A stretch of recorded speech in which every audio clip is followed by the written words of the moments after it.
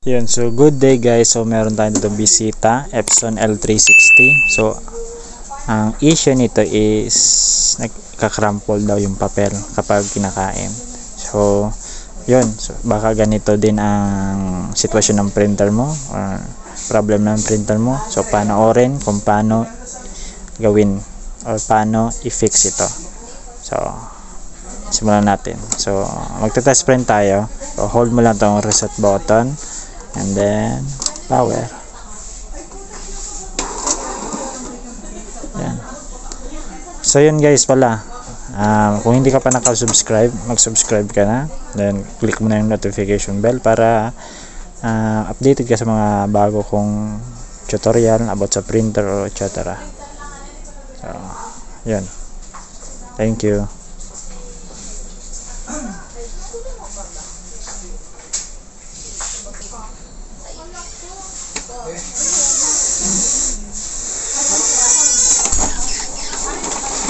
Yan. Yan. So, stack up na yung papel. Ito natin. Yan. So, nag-stack up na yung papel, hindi kinakain. Ayan. Ayan. So, ano bang problem nito? Mga possible na problem nito. So, yun. Sabihin ko na. So, possible ng problem nito is may nahulog dito sa loob. Dito. Yan, din sa loob na anong bagay na nagbablock sa papel, kaya hindi siya tumutuloy yung pagkain ng papel. So tara i-check natin kung ano ba ang nasa loob, bakit ayaw mag-feed ng papel. Yan, so guys, kapag sa ganitong position hindi mo makita yung bagay na nahulog sa loob, ay possible na nandun yan sa pinakadulo. So paano ba maalis yun? So kung may matigas na papel ka yan o carton or yung nilaminate, pwede yun, itutulak mo lang. So ganito guys,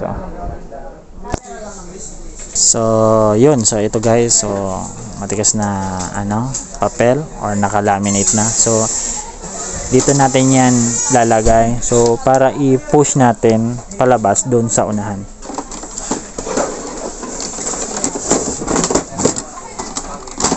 Yun. So push mo lang, sok-sok mo lang. Yun, so okay. Yun. Oop, yun guys.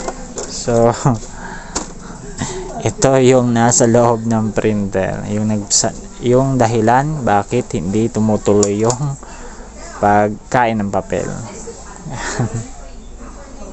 Paper clip. Yun. So tara,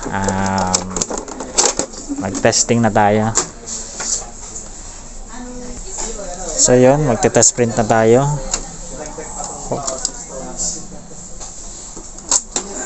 Okay. So